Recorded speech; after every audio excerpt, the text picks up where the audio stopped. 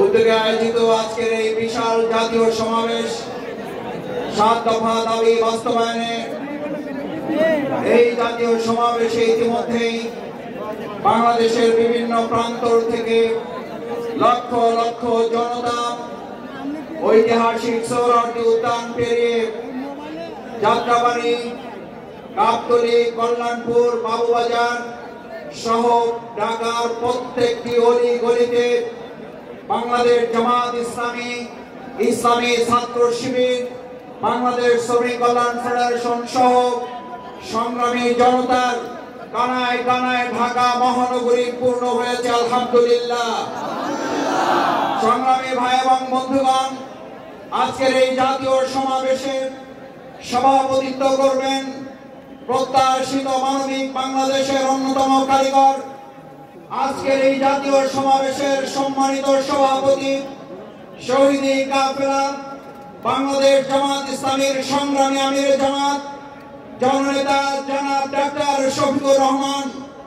ইতিমধ্যে আমাদের মঞ্চে এসে উপস্থিত হয়েছেন বাংলাদেশ জামাত ইসলামীর সংগ্রামী সেক্রেটারি জেনারেল, সাবেক এমপি, মুসলিম জননেতা অধ্যাপক মিয়া গোলাম পরোয়ার। উপস্থিত হয়েছেন বাংলাদেশ জামাত ইসলামীর কেন্দ্রীয় নির্বাহী পরিষদের সদস্যবৃন্দ। উপস্থিত হয়েছেন বাংলাদেশ জামাত ইসলামীর সম্মানিত কেন্দ্রীয় কর্মপরিষদের সদস্যবৃন্দ।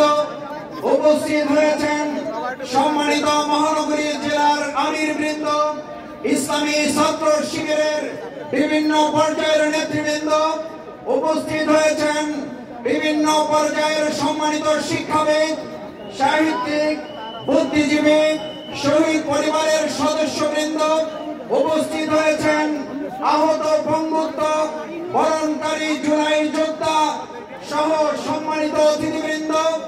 সম্মানিত ভাই এবং বন্ধুগণ, আজকের এই সমাবেশের মাধ্যমে গোটা বাংলাদেশ ছাড়িয়ে বাংলাদেশের বাইরে বাংলাদেশের সম্মানিত নাগরিক বৃন্দ যারা প্রবাসীগণ আছেন, কোটি কোটি জনতা তথ্য প্রযুক্তির মাধ্যমে আজকের এই সমাবেশে যুক্ত হয়ে ইতিমধ্যেই এই সমাবেশকে সফল এবং সার্থক করার জন্য তারা সম্পৃক্ত হয়েছেন।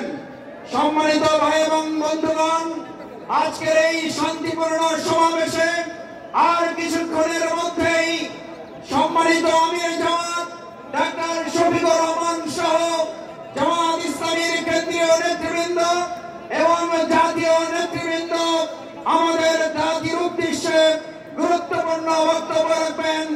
এখন সাংস্কৃতিক অনুষ্ঠান চলমান থাকবে।